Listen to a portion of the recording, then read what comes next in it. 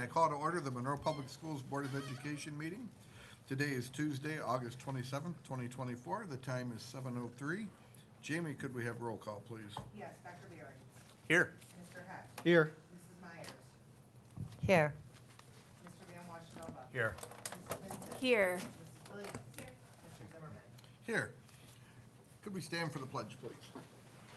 I pledge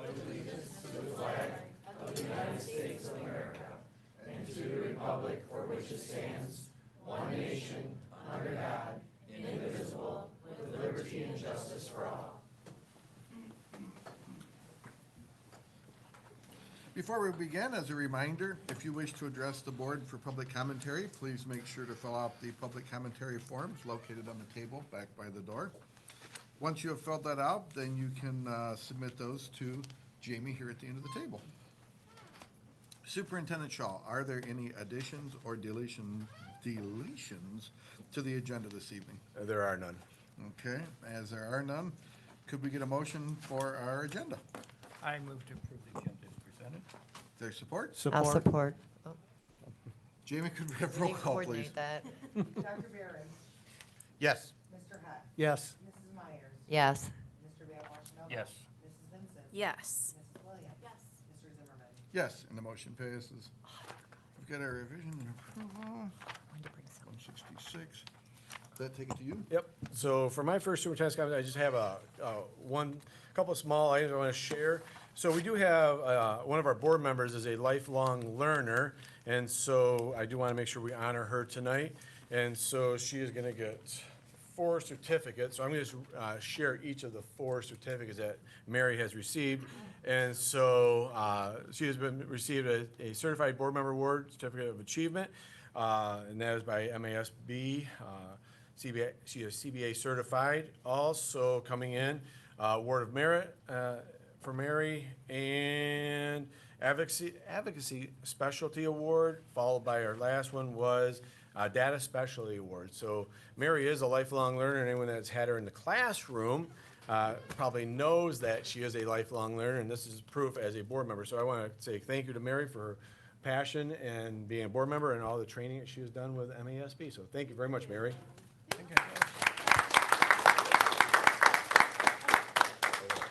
And that's all I have. Speech. Oh, No, thank you. all right. That's all you got? That's all I have, sir. Okay, Darla, do we have any public commentary tonight for board agenda items? Not for agenda items. We will have later, though. Next on our agenda is board discussionary items and reports. And we have our contracted service report and resignation reports. And I will turn that over to Mrs. Flynn. Do we have any?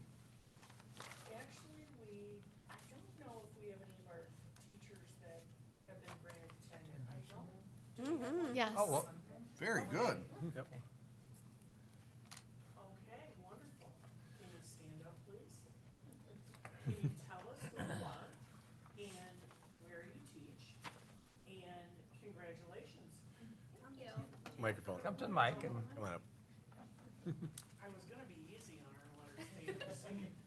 and we assume you've been here 5 years, okay? Yes. Now, well, could be a different number Oh, with the new law. that's very true. Go ahead. So I am Samantha Quisenberry, formerly Samantha McCone. I teach 2nd grade at Custer 1 Elementary, and I am a Monroe Public Schools graduate, so, yeah. Thank you Thank very you. much. Congratulations. Samantha, you've been with us about 4 years or 5 years now? 5. I've- The Yep. law changed, we had 2 additions. Yeah, That we did add, that had 4 years completed as of the end of June. And we brought them, we added them to the list once the, law became effective on July 1st. I remember when we hired Samantha, so. Yep. Yes.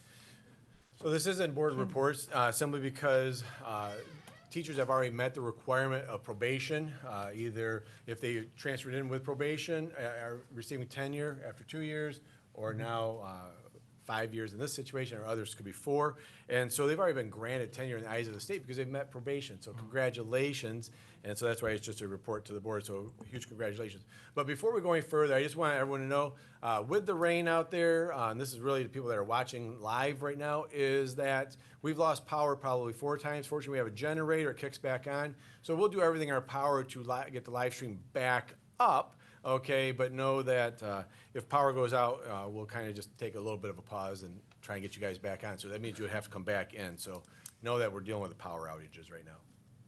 I have a couple of questions on the reports. On the contracted services reports, I see that there were 10 coaching positions that were listed? Are those 10 out of the 14 that were open? Because I thought I recalled there were 14 positions opened. Are they of the 10 of the 14? And the other 4 are, The other 4 are, I know that the basketball coaches, well, yeah. I just couldn't figure out who the other 4 were and where they, The other 4, I can check for you, but I do believe that they were hired previous to, they were brought in the contracted service report or the recommendation either last month. oh, okay, Because we have some each time. okay. Yeah, I just, that number triggered with me. These are, Dr. Hessen has really done a nice job. We've got a lot of new hires. As a matter of fact, you'll see more when we, at our first September meeting. We've been working on those to get them in before school starts. And that kind of relates to my second comment was the resignations, and we looked at the resignations that have happened in the packet that were listed. So we had those positions open, and so do we have any feedback on those positions opening? Is it just random reasons, and the reasons why there were so many coaching positions opened? The coaching positions, we just now have started doing the hiring of the coaches. I do know that with the changeover of a new head coach, the head coach likes to bring in his people, so to speak. In football. To make the team. As far as girls swimming, she's been the coach, but we rehire each year. Okay. And she is she's going to have another position on our district also. So those 14 open positions didn't mean there were 14 coaching changes. It would just, some of those were repeat coaches? Okay, all right.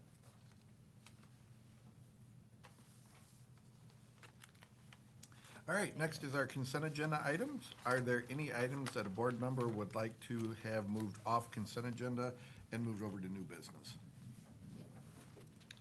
Hearing none, can we get a motion? I'll move that we have items B2A, through B through C be considered consent agenda, and consent agenda items be approved as recommended. Support? Second. We're all Jamie, could we sorry. have roll call, please? Yes, Dr. Behrens, Yes. Mr. Hutt, Yes. Mrs. Myers, Yes. Mr. Bill Washington. Yes. Mrs. Vincent, Yes. Mrs. Williams. Yes. Mr. Zimmerman. Yes, and the motion passes. Mrs. Flynn, do we have any new hires here tonight? We do. We have Danielle LeBron. She's with us tonight. I don't know if there are any others that are, oh, I thought you were a student.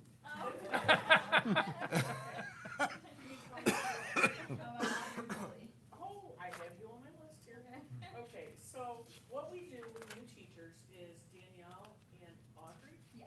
What you're going to do is you're gonna come up here to the podium and you're going to tell us who you are, who you brought with you tonight, where you're going to teach, and you could tell us where you graduated from, if you'd like, or anything else you'd like to add.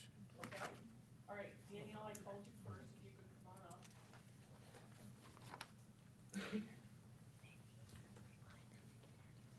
Hi, I'm Danielle LeBrun. I'm going to be the math teacher at Orchard Center. I'm a Jefferson graduate, but I am the proud mother of a Monroe graduate and a Monroe high school freshman this year. So, Well, we have a tradition that we have you walk around, okay. and the superintendent has a little present for you. Okay. So you start here, walk around, and then when she's done, we'll have you right up. Okay. Congratulations. Yeah. Oh, we can say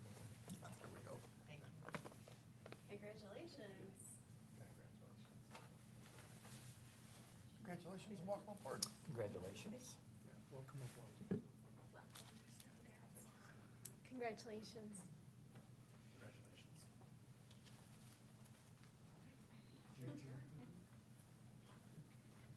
Hi, I'm Audrey Poley. I brought my parents with me and my fiance.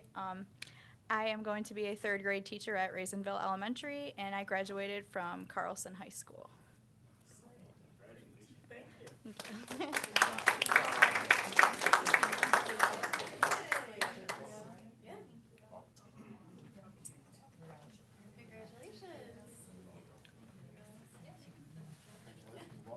Congratulations.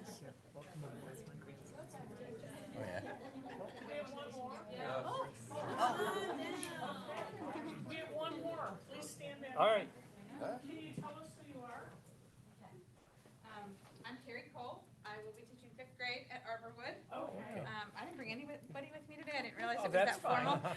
But I will tell you, I kind of got suckered into this by Ashley Cornett, who, Wonderful. yeah, so I was a teacher many years ago in a kingdom far, far away, and she found that out. And she's like, what? You could really make a difference at Arborwood. Yes. So there it is, and here I am. Well, congratulations. Thank you. I went to high school at Lutheran High North in Macomb County. Oh, okay.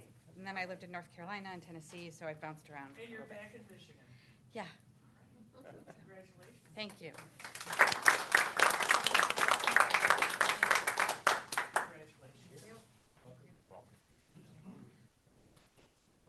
Congratulations. I'm glad you decided to come and see. Congratulations. Andy, does anyone know what's in those bags? There's nothing in them, Scott. Good stuff in there, Scott. So,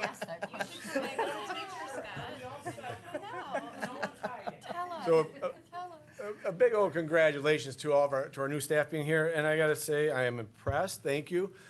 Usually we have to tell people, please introduce who came along, you didn't even have to take and do that. And, so thank you for taking that initiative right there, and then also appreciate you coming tonight. And it's a big night when we have our new staff, and we have our tenured staff here.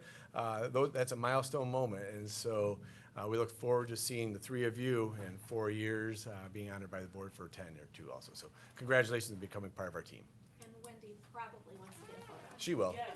Yep. She will get a photo. Yeah, so before you go, the lady in the black and the polka dots, make sure to, she'll be getting a photo of you and of our woman with tenure also, so don't go too far. We're here, Chair. Yes, we are. Before we move into our new business, I want to provide some background and context to our agenda items. All items on our agenda have either been discussed in depth at a prior work session and/or have been addressed in our weekly board briefs. So although it might seem that we move rather quickly through these items, we want our public to know that we have thoroughly done our due diligence and reviewed the stuff that is before us tonight at this meeting. Also, a reminder, our work sessions are open to the public. Now I will turn it over to Superintendent Shaw for the Manor Parent Loop. So in front of you tonight is the next step in our process. So last Friday, met with the city out at the property of the park, and they talked through it, and they're in really good shape. So their step is now for us to approve the agreement right there, and that's for that easement through the park. On September 3rd, they have their city council meeting. They would be approving that also. And then on the 10th, provided that they approve it, it'll be back in front of you for your approval for the work to begin. I've met with 5 of the 9 residents along that line right there. All 5 are ecstatic, the other 4 were not home. And so tomorrow afternoon during, and when we get done with open house, I'll get to those other 4 homes. But they're really excited for that. When we're really looking at that loop right there, we started to look at the street, which is Donley, I believe it's called, right by Manor. And so if we're heading south on that road, well, there's no parking on the right-hand side. So that means we're gonna actually move one street over, which is it Ross? What's it called? It's not Richard, it's double name over there. John Ross. So move over to John Ross down to Thurber, and that'll come into the park. So it's actually a larger size.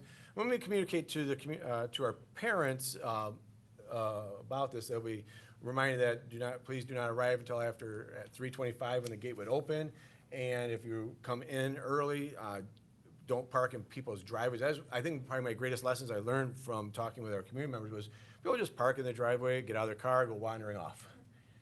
I know, it's strange, I'm like, wow. So don't park in front of the driveways, and as such. And so, the city is excited for this, this project. So, like I said, for you, this is just step one. They have to approve it, and then it still comes back to you for a final approval, so. Is there a motion? I will move to approve the license and agreement with the city. Is there support? Any discussion? I think this is a good step on developing the loop and developing or alleviating some of the problems that we've had out there. Like Andy indicated, that's bad for the neighbors, so this should be a good first step. So hopefully the city approves it as well, and we can move on. I'll agree with you on that one, Yeah. 100%. Yeah.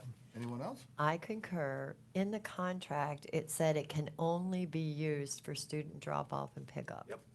So if anything else comes up, it can't be, We have no desire to use it for anything else. okay. I just saw that and I Yep. was like, wow, I didn't know if people were like, Yep. No, Okay. it's, it'll be closed during the day, Right. at night, and no other activities. we don't need to come in from that direction ever for us there, nor, for example, would we use it for like an open house or anything That's like what I was that, thinking. because, that's just, it makes a big mess back there, and then it's not safe, so, Okay. nope. Just one question.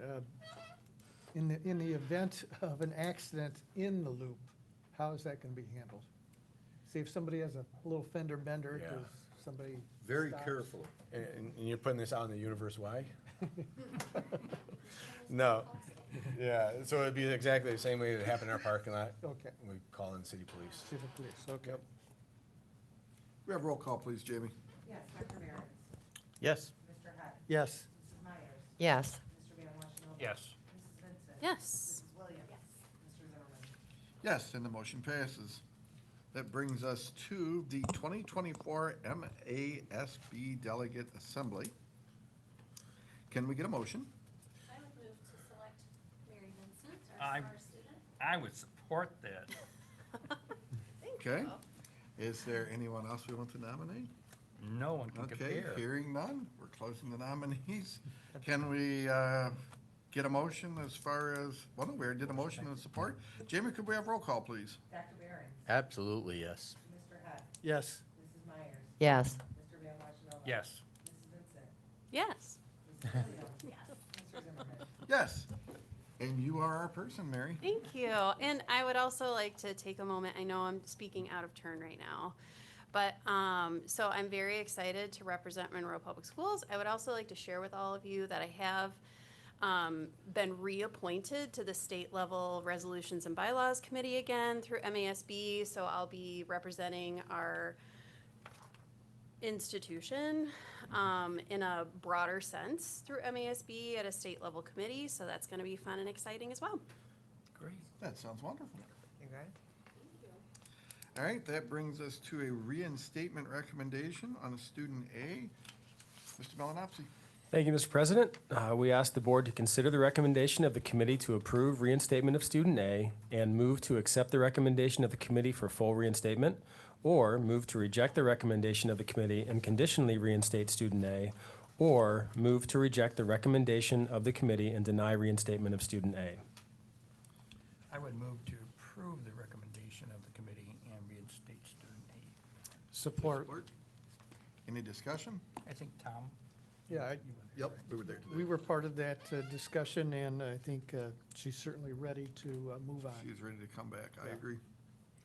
Jamie, could we have roll call, please? Yes, Dr. Behrens, Yes. Mr. Head, Yes, Mrs. Myers, yes, Mr. Van Washington. Yes. Mrs. Vincent. Yes. Mrs. Williams. Yes. Mr. Zimmerman. Yes, and the motion passes. Next on our agenda is old business, and I will turn it over to Superintendent Shaw for the extension of the Mets contract. So I appreciate that. There were some questions, so I'm going to address those before there's a motion here, in regards to this contract. So only if you're looking at the documents from the past, so new items on this document had to do with school bus safety monitor. And the school bus safety monitors would be a direct replacement of an aid on the bus. School bus safety monitor has a little bit more skills. For us, it's about a 10% savings. And so We don't have any, we have one person right now that'd be a school bus safety monitor. It's only as a need would arise, with that bus if we need a more skilled person. So we're not we're utilizing that one person at this time. But when we look at what we currently pay our aides and what we pay the school bus safety monitor, our savings is not having to pay the retirement. So that's an approximate 10% savings on top of what the administrative cost is. When we look at, there was a fleet support specialist that there's no hourly wage in there. We're not doing anything with that one. So there's no other additions to this cost. So the contract, as we shared in board briefs last week, is that METS had requested go from 25%, which was the number that they've been at for 3 years, to 27% of administrative costs for this 1 year. This just is a 1-year extension of the contract. And so the total amount for the employees on their raises that occurred for the whole bus driving department right there is $40,000. What METS has requested by going from 25 to 27% would be $21,000 approximately. I rounded it up by 52 bucks.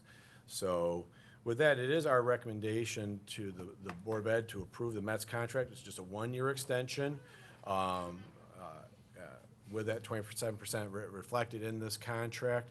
They have done a great job for Monroe Public Schools. We are in a position where all bus routes are, drivers are hired, and we're in complete, we have a great system right there with our transportation. So we recommend that we approve this 1-year extension for METS. Can I get a motion? I move that we approve the 1-year extension with the METS for the bus system. Is there support? Support. Discussion? If we look at the amount that we paid currently, or last year, however you want to put it, compared to what we pay next year, I assume that that's not the $20,000 you're talking about. So we would go from paying approximately, you understand that because of influx, because it's just a hiring company right there, influx of staff, we're gonna go from paying approximately $1,077,000 on that contract to, sorry, right here, I missed my number, $1,047,000. That's a payroll, no, I'm sorry, 27, oh, and then we adding in, I'm sorry. So the contract, this was for, I'm sorry, the payroll was, so if you just get your calculator up quick. So the last year's contract for $1,007,000 at 20, I don't have that number. I see the question you're asking. Give me one moment here, please. Well, if you do 1.6 million, it's 400,000. 25% on, but I did the math. I kind of did my own version of this, trying to figure it out, because I asked for these numbers. So mine came out to 1.6. 25% of that would be 400,000, and 27% would be 432,000. Now I'm basing that on 40 employees because that's what your chart said, and based on that. But we're looking at payroll. That's what we looked at payroll last year. This is what. I thought we were looking at the totality of the contract. I'm Right, sorry. the totality of the contract in the 23-24 school year, from July 1 through June 30th, the payroll that we paid to METS was $1 million, $1,007,000. payroll, what did we pay the next period? Well, everything else is direct billed to us. So if we have to pay a person, we hire a person, we pay for their training, we direct pay that ourselves. METS, and so we would have had those costs ourselves even if we were the direct employer. So for METS, what we paid was the payroll, which was just over $1 million, and 25% for the administrative fee, so $1,250,000. Okay, so what we're looking at this coming year would be a $50,000 increase on top of that, because it's $1,047,000. And so I just got, if I could finish that math quickly, I would have that for you. So it's $1,047,000 for the payroll approximately, and then $282,000 for the administrative cost. How much? So that's it. So $1,047,000 for payroll and $282,000 for the administrative cost. The year prior, it was $1 million and $250,000 for the administrative cost. So administrative costs, what, $30,000? Roughly Well, that's because of because you're. The 4% increase Thank plus you. going from Yes. 25 to 27. Yep. So it was 428,000, and this year it's what? No, I'm no, no. trying to catch these numbers Okay. as you're saying them, So last year was approximately $1 million for payroll. right? At 25% is $250,000, Right. okay? This coming year, because payroll moved up, it's $1,047,000. Okay. And then the payroll, and then the administrative cost at 27% would be $282,000. Oh, okay. I thought there was a higher increase in the payroll based on the additional number of staffing, because when I looked at because remember, we asked for the staffing, like, what were the addition of staffing? Did you add 20 people? Did you add 40? So on the chart that Cindy made, it said that there were 40 METS employees. So I did my math off of 40 employees. I averaged $40,000, and that's where I came up to my math with, because I was trying to say, okay, what are we looking at? Right. Because that was the questions I asked last time. Just give me the numbers, tell me the total value of the contract, and that's all I needed, so. Any other questions? So with We didn't get that. But you did get that, because I gave you the number of what we paid in payroll. Doesn't Is matter that the if it's. totality of the That's the contract? totality of the contract. That's it, that's all we paid. $1,047,000, and then and then you have the administrative fee on top of that, which is, they're asking for is 27% of $282,000. All other costs, we pay directly. No, but I meant, so the totality would be the total of those two numbers combined? Yes, ma'am, Okay, yes. that was the question. And those two numbers come up to your calculation of how much? Mine? Yeah. Well, I did it at 40 to 40, and it was 1.6, and it was 400,000, and the additional 2% was an increase of 32,000. So they weren't too far off, considering I was just pulling numbers. Was that the additional, because they have additional staff? Well, I pulled off the staffing numbers Cindy gave us on that chart. And so, because I asked for staffing numbers, and I thought, well, I saw that on the chart, and I thought, well, before I get here, I'll at least go by the 40 that's on there, if I don't have anything else. And that's why we went, when I was talking with Chad, we gave That fair enough? payroll, because one driver might drive 6 hours, another might be 4 hours. It's all over, so that's why we just said, that was a hard way to calculate, so he said, I'll just give you the payroll that you paid in the 23-24 school year. And their reimbursements that we pay, like for testing, training, everything that we do, that they provide for us, we pay exact cost. There's no markup on anything that they do for us. No, But basically, what we do is we provide the buses for them, and we provide the space for their dispatchers and their office staff. We provide an office for them. The rest of it is provided by METS. Yeah. Now, with the change of the start time for the elementary, are we gonna have a change in number of drivers, or how would that, or number of hours, how would it work? No, it's gonna actually we predicted, it will probably, we have a full slate of drivers, the first time that we've had that in such a long time. Does that mean more than last year? Yes, How many more than last year? well, I think, They were, I don't have the date, I don't have the number of how many, in this board, there were two. Two more? There were two new ones in this one. I think she's approaching 40 is what she's doing in her drivers. And last year we had how many? 29 maybe. 29. We also have Monroe Public, we have the 4 or 5 Monroe Public School drivers also. Oh, gotcha, right. We still have, no, we lost, what, one We've lost one and then we lost another one today. or two? Okay. That was a retired sub driver. So they'll be taken over by METS, I would assume, correct? Right. Okay. So we have, what, 10 more employees roughly this year then? Okay, But I think it will be, the goal is to do a 2-tier system. right. We've done a 4-tier for a very long time, and that's more costly to do the longer, to do more tiers. So. In what manner? We're hoping that we will, at 3, it's gonna make everyone's life a lot easier, because we'll have more set hours. They'll do 3-tier, around 30 hours a week is what the works out to be.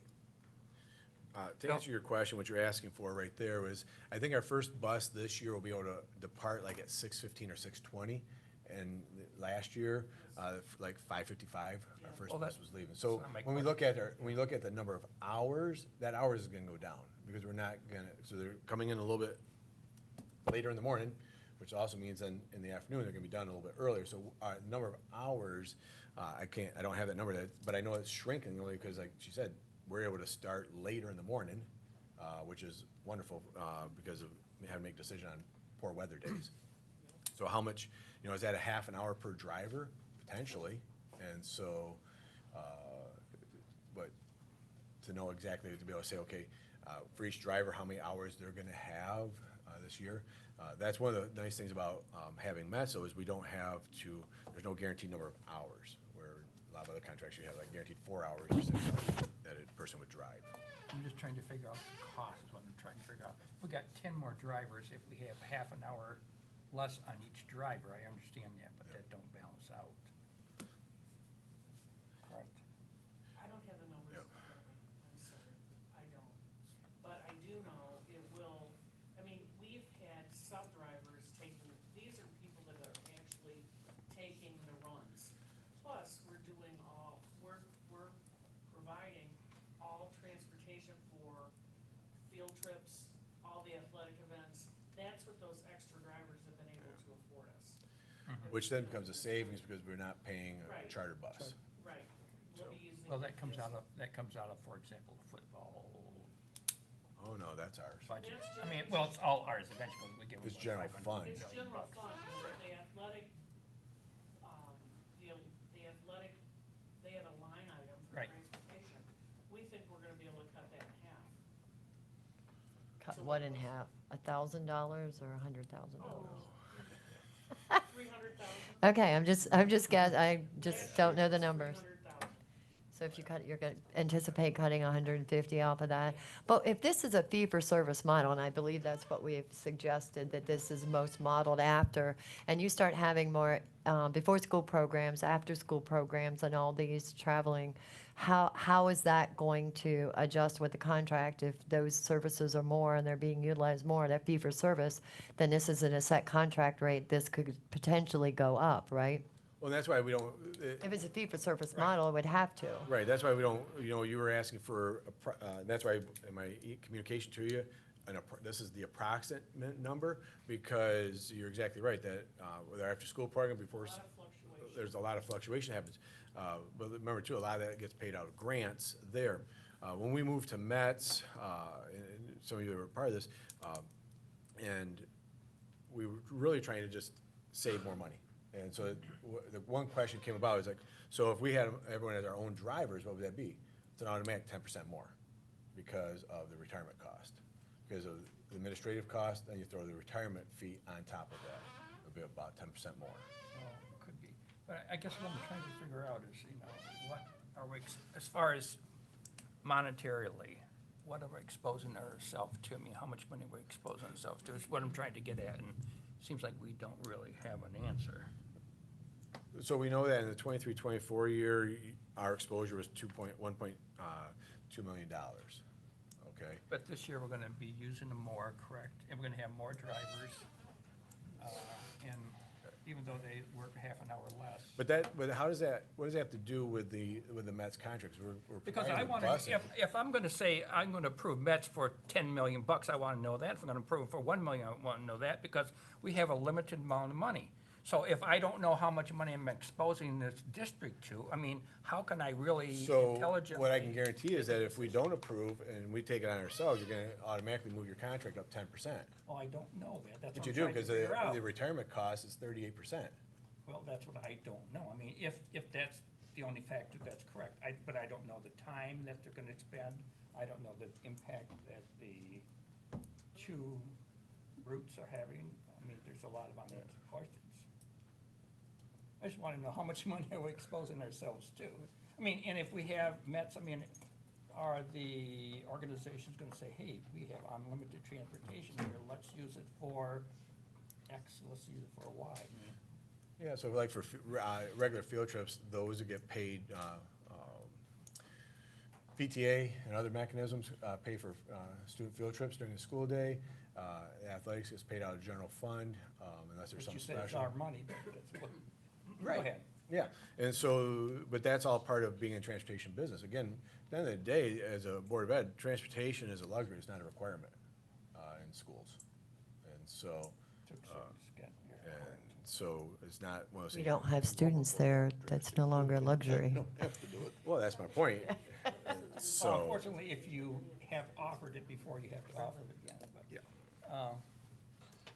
Boy, there's a lot of unanswered questions here.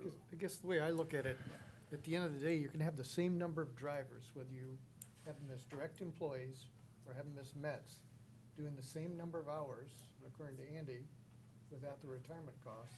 Well, I mean, It's 10% less. if That's we the knew difference. those to be facts, you're correct, Tom. They are facts. You He got just a told us. certain number of routes you have to run, certain number of after-school activities, whether they're your drivers or Mets drivers. Or they're paid for by PTA, or they're paid for by us. So, I don't know. Or do we use Trinity buses? I mean, do we have a savings there? I don't know that. You see well, what I'm saying? I mean, don't, I don't know. it sounds like contracted costs are higher. There. I don't know. Well, we've seen that with the charter buses, yes. Yeah. Yeah, That's what I charter would buses are expect. crazy. Because What they have are to make a those? profit, so. Well, I mean, Right. what are those Yeah. numbers though? I mean, is it, They just said we could take, what'd you say, 300,000, you figure and cut it in half? Well, because our cost is a lot less than theirs. Yeah. well, do we have something to back that up? How much or are is we it- increasing?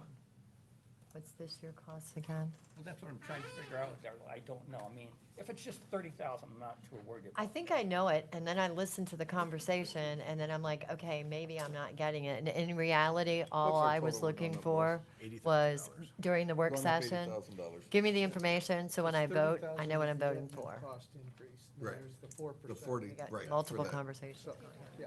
All right, well, I guess we'll take a vote and either floats or sinks. Jamie, could we have roll call, please? Yes, Dr. Behrens. I'm going to say yes, because logically I can get there, but I will say when contracts are before us, it would help to have the numbers and to have that stuff readily available. Right. Mr. Heck, Yes. Mrs. Myers, No. Mr. Van Washenova. I'm going to say no for the same reason Scott says. I mean, if I had the numbers and if I was pretty certain of how I can expose the taxpayers to some liabilities, I would be very comfortable about that. But again, I don't want to expose taxpayers' money on something that, I mean, there's so many guesses here, I just don't know what to do. So just to be safe, I'm going to say no. Mrs.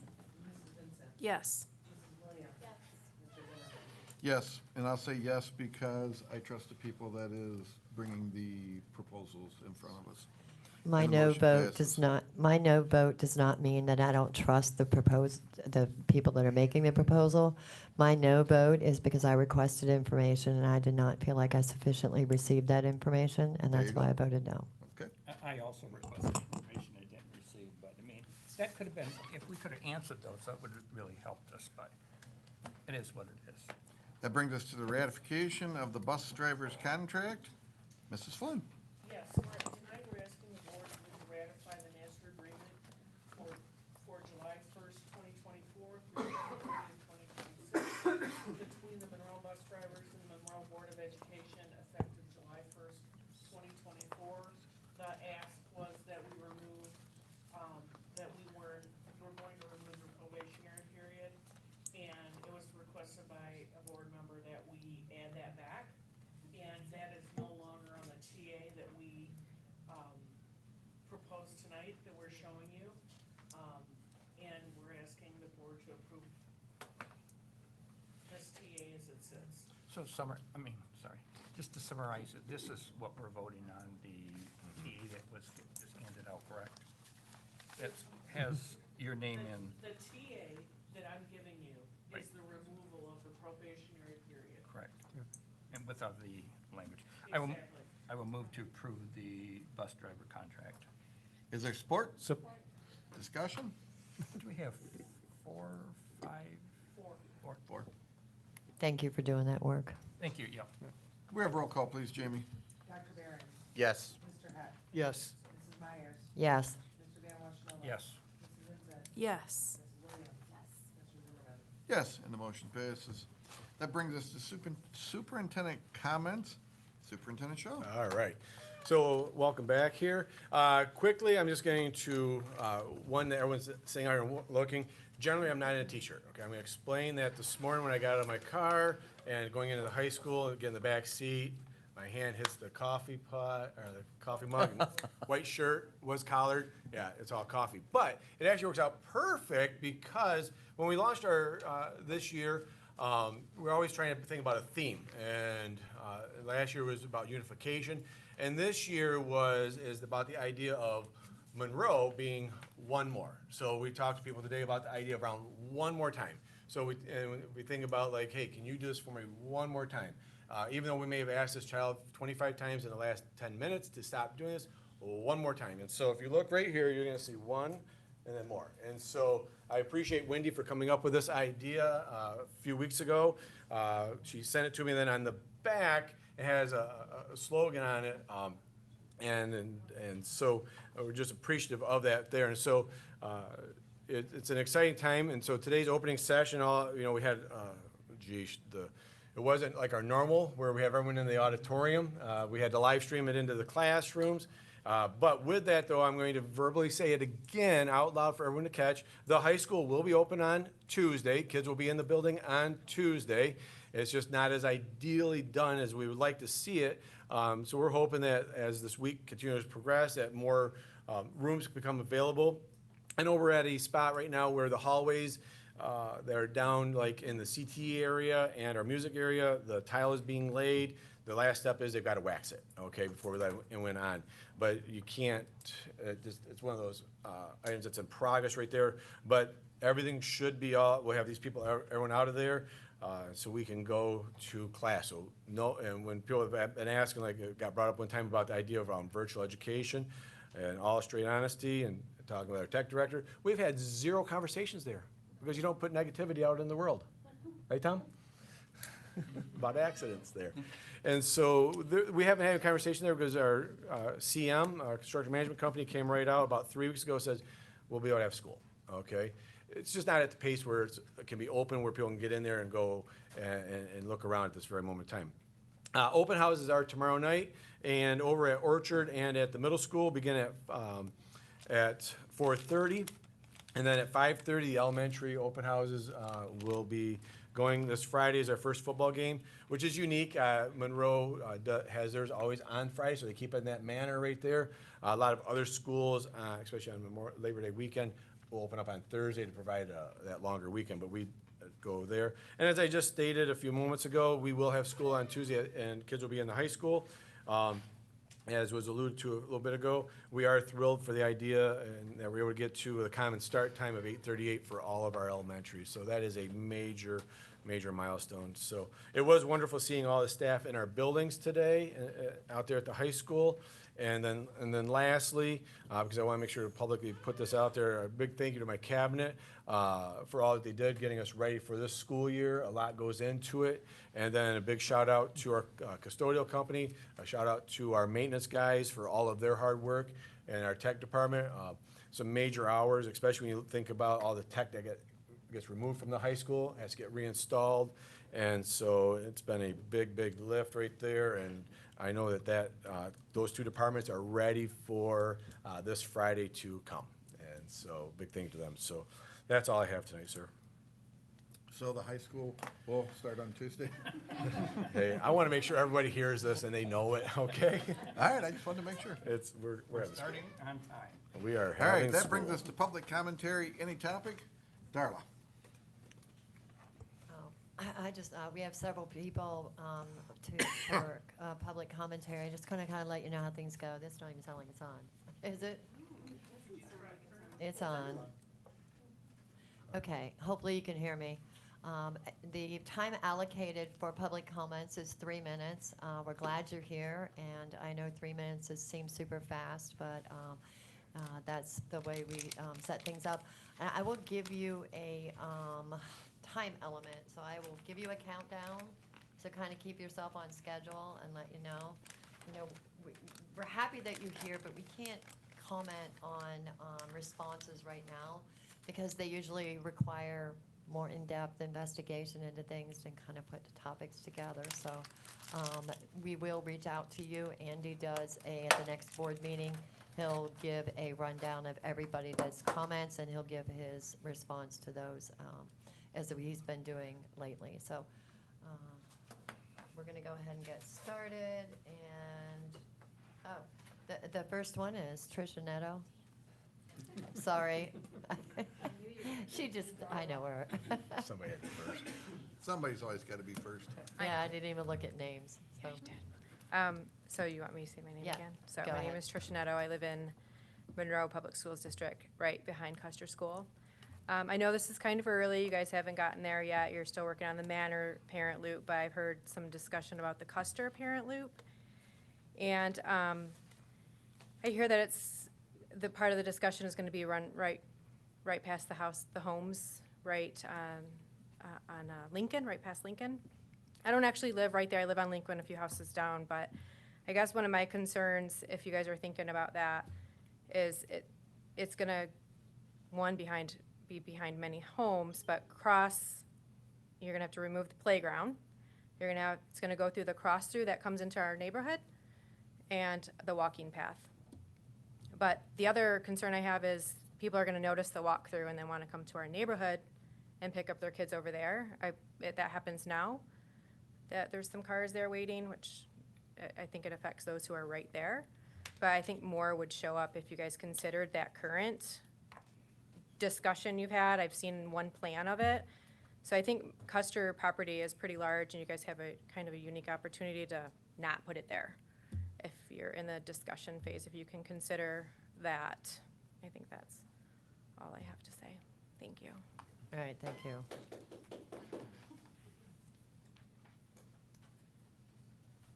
Okay, next we have Connie Oakes. I'm sorry if I said your name wrong.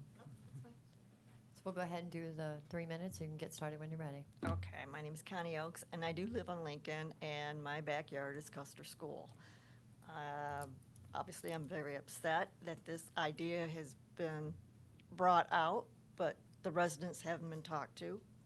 I think we first should hear this from the board, or whoever is making this decision to do this. I know there are other options that could be used. There is a lot of land there. One of my concerns is my privacy. I don't want a car sitting behind my yard for an hour. Not just one car, 150 cars. Are there going to be privacy fences put up? I think this should be something that the school would have to do. Also, there must be gates for at night. Obviously, I can see what's going on at the schoolyard because there are cars there all times of the night, shining their headlights in my yard. What do you think they're doing there? So now, if you want to put in this two-way driveway behind my house, that would be going on all night in my backyard. I don't want that. I don't think anybody in the neighborhood wants that. What kind of time frame are we talking? Are we doing this for this year?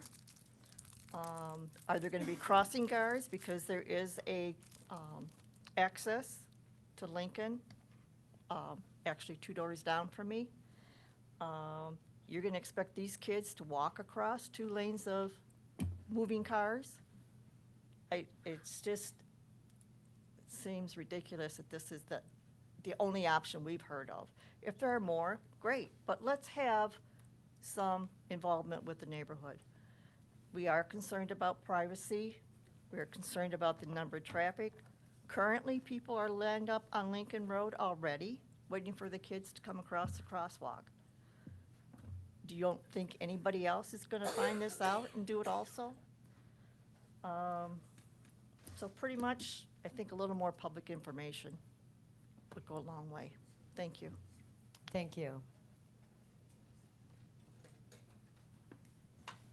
Are there anyone else going to speak on Custer? No. Okay, let me go ahead and handle this one real quick, and that, because it may make it so you can still speak, but because you have that privilege. So, and generally we don't respond, but I want to take care of this immediately for you. I've had some really good conversations with people over at Custer. The initial conversation for the board was just a beginning stage, so there's still a lot to go. And so I started looking at we started looking at other options right there and talking with Melissa Bell. Know this, that our number one goal is to get the traffic off of the road, okay? We gotta get traffic off of that road, so, and then, and working to get it, traffic out of the bus area, so that we don't have, kids and buses and cars all happening right there. So that's what our primary goal has been. So we're looking at another option that would be not in that area right by you guys right there. But know that either option we go with, if the board was to go with it, it's all gated, no one's coming on there. But the other one that we're looking at, it would allow us to put more vehicles on there. It's just having a chance to show the board, because we had a really a great conversation with one of our community members in that area. And so we started looking at other options. And know that, like I was doing with Manor, if we were getting further in the stages, then I'm coming in and talking and saying, okay, come and meet with us. And so you're aware of what's going on there. That's that transparency side where we're not trying to do something behind you and do something without your knowledge right there. And so I just wanted to draw that out, that would have never happened. Like I said, I've been able to talk to 5 of the 9 community members. And so we know what we're gonna do over at Manor when it comes to a fence, okay, for them in the future. For example, we talked about, each of the community members I talked to, about a windscreen. Okay, one community member said, please don't put that out behind my property. I want to be able to still look across the playground and potentially see the deer maybe come back, okay? And I said, okay, well, that's the privilege we have, is be able to talk to each community member right there. But the option that we're kind of really looking at, after knowing that a number of phone calls have come in, is it's a different option that I'll be presenting to our board here that meets the purpose of getting cars off the road and away from our buses, so that way it's 2 separate areas. And removes and gets the kids off of, gets the parents moving in a pretty expedited way. The other part being too is, we totally agree, by the way, that parents showing up an hour before dismissal is just, it's a bad situation right there. And so even if we would have gone the direction with by your house right there, it only been 10 minutes before the end of school, and 15 minutes before the beginning of the school day, would cars have been even in that area. So it would have been very much restricted. So I wanted to share with you that because of the conversations I've had with some of the community members over there, that we've begun to look at other options in that area. And once I can give the board kind of an idea of what we're thinking, and then we'll publish it out there for the community to see. But that other option is not near you guys, right there in that back, that playground area, okay? So, because you still have you're more than welcome to speak, John though. Edwards.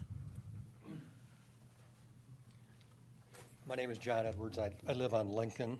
I talked to Mr. Shaw last week about this, so I think you were probably referencing me with the conversation we had. I was. For some of the people that don't know, they're talking about bringing it in on Auburn Road, right behind the houses on Lincoln, a 2-lane road, looping it around, going across at least twice a walking path that gets used quite a bit there by the public, and a access for the kids. So Mr. Shaw and I talked about, I had a suggestion taking it to the west, near the soccer field, that open area adjacent to the railroad track. So I'm hoping that you guys can look at that. Some of these other folks have mentioned these things, so I'm not going to do the same thing with them. Some of the things I did want to address, it was brought up with the Manor Loop, that how some of the public decided they were going to just do what they were going to do. That's our fears, because that's what the public does. They just show up, and then they're in your backyard doing who knows what. It's a real problem for us. As far as the gate access, call me skeptical, and I don't mean this against you. This is here, and it goes down the line. Those gates that are there now do not get locked. I've complained about it 3 times in the 33 years I've lived there. And it goes on for a couple of weeks that somebody's locking the gates. The next thing you know, they're open. I seen a guy drive back there and bury his truck to his axles in the middle of the night. So Mrs. Oaks kind of addressed that we have that problem. We're hoping that you guys will be sensitive to us as property owners and what's going on there. The other thing is that I am skeptical is, maybe you guys can give me a better timeline. This thing on Auburn Road being blocked has been going on, what, 3 years, 4 years? And we still haven't done anything about it. So I'm thinking, well, what are we gonna do? What are we gonna do? It's taken this long. Yeah, we need to get them off off the road. Well, I've been thinking that for quite a while. I'm just wondering what's taken so long. So I would like to be included in what's going on and what we can do, as instead of, I don't know how the initial aerial drone view or whatever that was got out there. Probably wasn't a good thing for you guys, because now people are here with torches and pitchforks ready to go after you guys. I don't see any pitchforks and torches. Actually, I No, truly I'm just appreciate all being- the conversation. No, I'm just saying, this gets people going. I don't know how that got out there that made it difficult for you guys. So include us with what you're gonna do. I'm retired now, but some of the work that I did, I have worked in safety and doing things. And I think there's ways you can get the parents that are drivers, they're not maybe as attentive, as skilled as the professional bus drivers, and people can cross paths and make it work if we do it together. Thank you. Thank you. Thank you. Okay, we have Sarah Suave. Sauvé. I was thinking of shampoo, but. So whenever you're ready, I'll go ahead and start your 3 minutes. Right. Hello, I'm Sarah Sobe. I have worked in the district for 20 years. I have 5 children that attend Monroe Public, all the way up from a senior this year down to 3rd grade. I have a middle schooler who's going to be in 7th grade this year. And it has come to my attention that because she has chose to be in band, that is the exploratory option that she gets this year. And that's it. She will not be afforded any other choices besides an enrichment class. And my concern is that we are going to lose our band and choir students. I'm a very big advocate in our music program. I'm at every marching band performance, lugging the equipment on and off the fields. I am there supporting our band director in any way that I can. I uniform our students for the games. We have a 100+ band. We aren't going to have that if we start making students make a choice in middle school when they're supposed to be exploring their options, finding out who they are. And if we take those exploratory options away from them and they are not able to find out what really fits them and who they are, then when they get to the high school, and we have those wonderful options at our high school, ranging from the CTE to the arts to the musics to all kinds of options for our students, which I love, which is why my children go to Monroe Public. They're not going to know what to do because they're not going to know what they are passionate about. And students that would like to take band but aren't really sure about it, or choir, and they're not really sure about it, they need that setting. Yes, 6th grade's nice, but they're making that choice to go before school. They need it in their school day full-time so that they can see what that choice is like with students that are also serious in being in band and choir. And I want to see that our students have those choices. I know that my daughter was looking forward to having art, and I'm not sure that's going to happen at this point.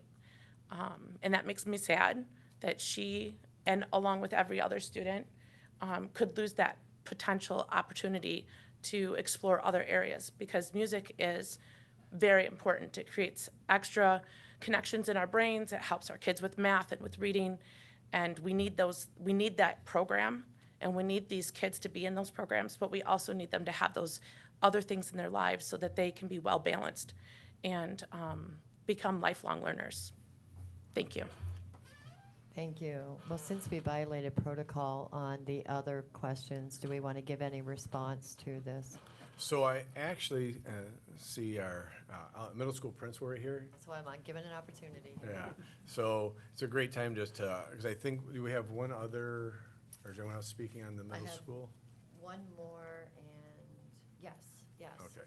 So we will go ahead and finish that. I'm sorry, I didn't read the comment, the topics. So we'll go ahead and do that. Does that work with you? Charity Harrington? Did I get that right? Yes. Good. All right, I'll go ahead and start the 3 minutes when you're ready. She did a wonderful job. I don't know how I could say it better. I'm just concerned about the electives and how that is going to be what the consequences in the long run is. Because we already seen through COVID, taking away one elective, we've seen what the music program went through. And now dropping it down to just one elective, how bad is that going to affect it? So like I said, I can't say it any better than she did. She did a wonderful job. So I just want you to know there is a lot of concerned parents out there about this. Okay, So, thank you. Thank you. thank you. You're up. All right. So, Andrew, as you come up to the mic, I appreciate that there. I know that Cindy will speak a little bit on this too, because I know that this was, we're going to, please take care of the first item, that it's not the whole year, okay? Sure. Okay. Nice to see everybody. I'd love to meet you at open house when you come tomorrow night. And it is not all year. So despite what you might have heard, it is for our first semester because the transition to middle school is a very important one. We have a sign on our wall in our conference room says the middle is messy, but that's where the magic happens. Our goal is to engage students, plug them in, get them comfortable from the middle school where they might only be in one classroom all day to transitioning to 6 periods a day where things can be very overwhelming. We want them to know what building supports they have, what opportunities they do have through club program, take care of their social emotional needs. And I can go on and I can hopefully read a statement that summarizes best what we are trying to convey. But it is not for the entire year. So know that it is not the entire year. It is for our first semester. Every 7th grade student is scheduled to take an enrichment program. I myself was in musical arts for 8 years. It was very important to me, and I do agree. I think students do absorb the content better having experience with music programs. I love our music programs. Our teachers are phenomenal. So it is not our intention to kill any program, fill in the blank. I believe we have 62 7th grade band students. I'm very excited about that. So hopefully I can read this, clear up any misinformation, and I'd love to talk to you more at open house tomorrow as well. But our goal for our enrichment program, let me step a little closer so people can hear this when I read this as well. Enrichment is a course meant to enhance the middle school experience for MMS students. This transition class is to support and guide students through the critical shift from elementary to middle school by fostering academic readiness, social-emotional development, and organizational skills. We wish to create a welcoming and supportive environment where students can build confidence, develop effective study habits, and establish positive relationships with peers and teachers. By addressing the unique challenges and opportunities of middle school, Enrichment is dedicated to ensuring a smooth and successful transition that sets the foundation for continued growth and achievement. And you're exactly right. We want students to find what they're passionate about, but we feel if we don't catch them early, we can lose a lot of them. And by plugging them all in early, it keeps them engaged, helps them find what they're passionate about, help us to ensure they can be successful, to then move on to elective classes that they want to enjoy. So I hope, I know it's a very complicated topic. I hope that statement eases some of your concerns. And like I said, I'd love to talk to you more at open house or leave it open for any of my colleagues who have been at the middle school level themselves. You are so on the money. They don't know. They're at the fork in the road. And what you're doing is providing an opportunity. Well, we're trying to get this, to better help understanding settle what this. our niche is. Yep. And you know what? They may know and still go with what they know, and band may be it. But it may be something else. I don't know. But I know in 8th grade, they're given such opportunity to earn credits that it's really nice for them to be grounded, to be able to do that, to get their jump start on the high school level.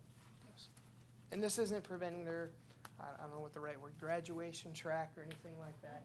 They still have the opportunity to take those classes second half of their 7th grade year and all of their 8th grade year as well. I have a question. Yes, ma'am. I really don't think this mic's working, but just based on what I just heard, in the first semester, is it broke down to where you could choose 2 options or only 1? What did it used to be?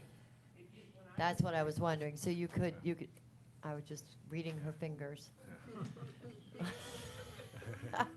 Sorry, I was reading fingers. I really was. So it used to be the first semester had 2 options, and then now there's only 1. All semesters used to have 2 options.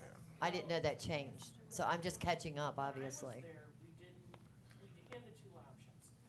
Band, orchestra, and choir were one of the options. Right.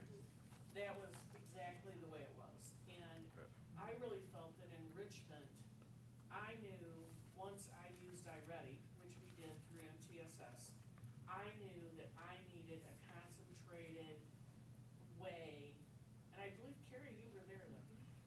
We needed a concentrated way to look at those 30% of the students that couldn't read or had math issues. So what we did, and we are routines, so during enrichment, it was true enrichment. Not, like how we have interventionists now.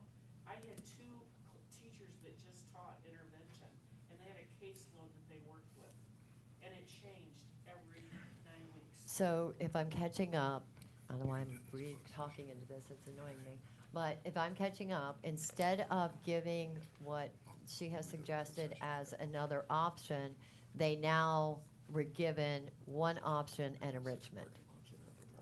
Yes, first semester. Is that, If they could not. and that's new this year? Well, I'm just catching up, remember? Well, I'll also say this, on the flip side, any student who is in 8th grade band typically does not have the opportunity to take enrichment because their band period was during their enrichment because all enrichments were blocked during the same period. We've spread our enrichments out this year because I fully agree that students have the opportunity to be exposed to musical content, have the capacity to maybe learn and accept music in a different way. But all of them still struggle academically as well. So even if you were in band, but you struggled academically, you didn't have that outlet to go to an enrichment class to get those needs supported. So now in 8th grade, you do have that option to, if you struggle academically as well, have band and have an enrichment. If that makes sense. Okay. So thank you, Mr. Duncan. The other thing is, it had floated by me, the idea that this was a unique way for us to reduce something. And I'm here to tell you, this summer when we had the opportunity to hire a new band director, I was probably one of the most nervous superintendents in 4 counties. Because for Monroe Public, our band director is huge, and having the right person, and I made it very abundantly clear that this was a major hire, and it's not, and so we are, however we can grow our programs more and add, that's what we want to do. There's, someone made a comment that this was a way for us to sneak something through and to reduce, and it's quite the opposite. We're trying to find ways to increase, and so I just wanted to bring that out and in public, that there is no ideas, conversations around the reduction of any areas, okay? So that, I just wanted to make sure that is clearly stated, because that did pop out there and like, no, that is true falsehood there, so. Anyone else we have for public comments? No, that's all comments. That brings us to board member commentary. Are there any tonight? I have just one thing. Wendy sent out a reminder that there are mock bus routes going out tomorrow. So people that are on the road and see buses, please be patient and have caution around the buses, and especially next week when we have students in those buses. So when they're flashing, please stop. Public service comment, I like that. There we go. All right, hearing no other, I do. Oh. I thought you were gonna go around in Oh. order or something, so I didn't wanna jump the line. jump the line. So, I'll use Scott's. So, because you can't hear online in a recording if there isn't a microphone. There is no mics for all of us, so. I you got guys mine. got 'em, we just don't. You want to come use mine?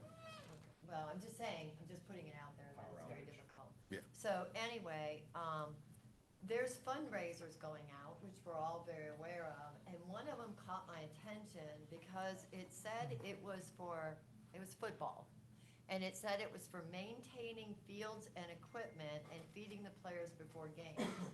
So why is it not our responsibility through what we already do to maintain the fields and equipment, and I don't know, feeding players, we always did that as parents then, but, so it's back to the community that already gave money, and the community's now needing to give more money, and there's a lot of fundraisers out there right now for sports, and so that's a lot of requests, so how is it, that's my point, is would like to know, why do we need to have fundraisers to do this stuff? You said I mean- transportation was one of those things? No, it was maintaining fields and equipment, and the other one was feeding the players. So Transportation you're gonna must have be to, good. yeah, I need you to provide that one to me because our athletic was- director and I have had a lot of conversations, and that is clearly the responsibility of the It was district. the tropical smoothie fundraiser for the Monroe football team. Okay. And on the ad, it said, that I just took the words directly off of there. Yeah. So I. So it was a tropical smoothie? Yeah, it was the one that, but there was a bunch of football ones going out. Is it sponsored by First Downers? I was gonna say. I that didn't might think be it was, but again, why, so we don't. pay Well, for First any of Downers that? would be, First Downers would be paying for paint or stuff like that. We I'm wouldn't be paying just for it. trying to clarify the language, because if I'm gonna give my money, I wanna know what I'm giving it to and why, you know? Cause there's a lot of money asking right now. That's why I said I would have to look at. Monroe Football's got another one that's up right now, what is it, the 30-day thing? That's a challenge that the athletic director put with all of his Yeah, teams. and that's more requests out of the community, that's Yep. why I bring it up. Yep. The other thing was, when we vote, it used to be done in random. So you never knew who was going first on a vote. It may be me, Mary, then Scott, or it may be Scott, Larry, then Carrie. But recently, and I kept meaning to bring this up, it's always the same order. And I know on another board that we had this discussion, that there's a randomness to the order for a reason.